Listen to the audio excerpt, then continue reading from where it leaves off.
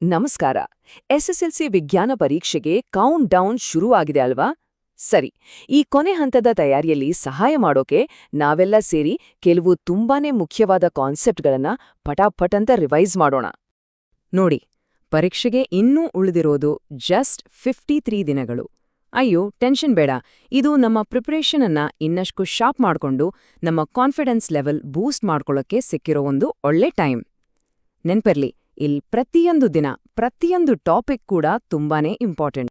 ಹಾಗಿದ್ರೆ ಇವತ್ತು ನಾವು ಏನೇನ್ ಕವರ್ ಮಾಡ್ತೀವಿ ಅಂದ್ರೆ, ಮೊದಲನೇದಾಗಿ ಬೆಳಕಿನ ಕೆಲವು ಪ್ರಮುಖ ಪರಿಕಲ್ಪನೆಗಳು, ಆಮೇಲೆ ನಮ್ಮ ದಿನನಿತ್ಯದ ಜೀವನದಲ್ಲಿ ನಡೆಯೋ ಕೆಮಿಕಲ್ ರಿಯಾಕ್ಷನ್ಸ್, ನಮ್ಮ ದೇಹದ ಕೆಮಿಕಲ್ ಮೆಸೆಂಜರ್ಸ್ ಅಂದ್ರೆ ಹಾರ್ಮೋನ್ಗಳು, ಮತ್ತೆ ಕೊನೆಗೆ ಫೈನಲ್ ಪ್ರಿಪರೇಷನ್ ಬಗ್ಗೆ ಒಂದಿಷ್ಟು ಮಾತಾಡೋಣ. ರೆಡಿ ಅಲ್ವಾ? ಹಾಗಿದ್ರೆ ಬನ್ನಿ ಶುರು ಮಾಡೋಣ. ಮೊದಲಿಗೆ ಫಿಸಿಕ್ಸ್.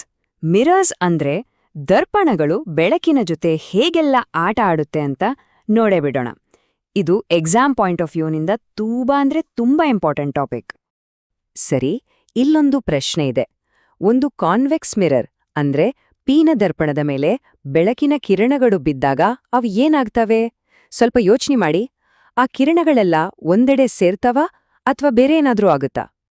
ಓಕೆ, ಸರಿಯಾದ ಉತ್ತರ ಇಲ್ಲಿದೆ ನೋಡಿ. ಪೀನ ದರ್ಪಣ ಅಂದ್ರೆ ಕಾನ್ವೆಕ್ಸ್ ಮಿರರ್ ಬೆಳಕಿನ ಕಿರಣಗಳನ್ನ ಡೈವರ್ಜ್ ಮಾಡುತ್ತೆ, ಅಂದ್ರೆ ಅವುಗಳನ್ನ ಹೊರಕ್ಕೆ ಹರಡುತ್ತೆ ಅಂತ. ಅದಕ್ಕೇನೆ ಇದನ್ನ ಡೈವರ್ಜಿಂಗ್ ಮಿರರ್ ಅಂತಾನೂ ಕರೀತಾರೆ.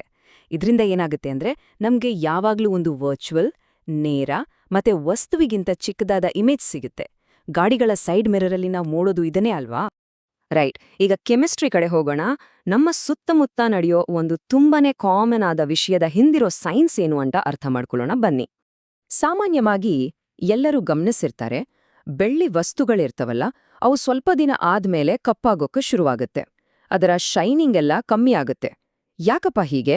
ಗಾಳಿಯಲ್ಲಿ ಅಂಥದ್ ಏನಿದೆ ಅದು ಬೆಳ್ಳಿ ಮೇಲೆ ಈ ರೀತಿ ಇಫೆಕ್ಟ್ ಮಾಡುತ್ತೆ? ಈ ಪ್ರಾಸೆಸ್ ಇದೆಯಲ್ಲ, ಇದಕ್ಕೆ ಸೈಂಟಿಫಿಕ್ ಆಗಿ ಟಾರ್ನಿಷಿಂಗ್ ಅಥವಾ ಕಮುಟುವಿಕೆ ಅಂತ ಕರೀತಾರೆ. ಇದು ಕೂಡ ಒಂದು ತರಹದ ಕೊರೋಷನ್ ಅಂದ್ರೆ ಸಂಕ್ಷಾರಣವೇ. ಗಾಳಿಯಲ್ಲಿರೋ ಯಾವುದೋ ಒಂದು ಕಾಂಪೌಂಡ್ ಜೊತೆ ಸಿಲ್ವರ್ ರಿಯಾಕ್ಟ್ ಆದಾಗ ಅದ್ರ ಮೇಲೆ ಈ ಥರ ಕಪ್ಪು ಲೇಯರ್ ಫಾರ್ಮ್ ಆಗತ್ತೆ.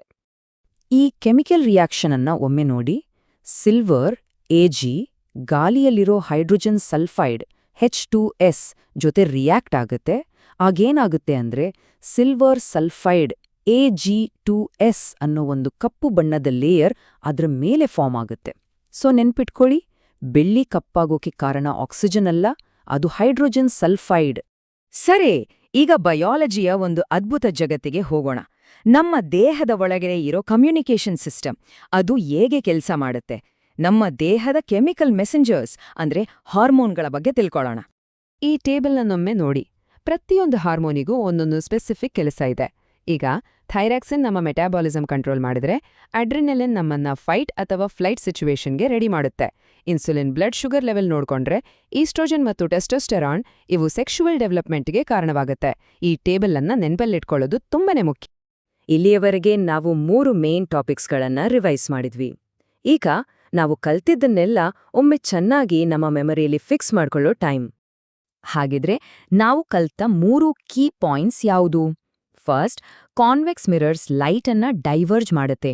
ಸೆಕೆಂಡ್, ಸಿಲ್ವರ್ ಕಪ್ಪಾಗೋಕೆ ಕಾರಣ ಹೈಡ್ರೋಜನ್ ಸಲ್ಫೈಡ್.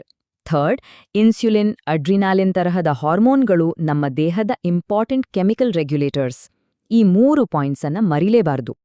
ಈಗ ಈ ರಿವಿಷನ್ ಆದ್ಮೇಲೆ ಒಂದು ಕ್ಷಣ ಯೋಚನೆ ಮಾಡೋಣ, ಯಾವ ಟಾಪಿಕ್ ಮೇಲೆ ಇನ್ನಷ್ಟು ಫೋಕಸ್ ಮಾಡಬೇಕು ಅಂತ ಅನಿಸ್ತಿದೆ. ಆ ಟಾಪಿಕ್ಗಳನ್ನ ಗುರ್ತು ಹಾಕೊಂಡು ಅವುಗಳ ಮೇಲೆ ಹೆಚ್ಚು ಗಮನ ಕೊಡಬೇಕು. ಎಲ್ಲರ ತಯಾರಿ ಯಶಸ್ವಿಯಾಗ್ಲಿ. All the best.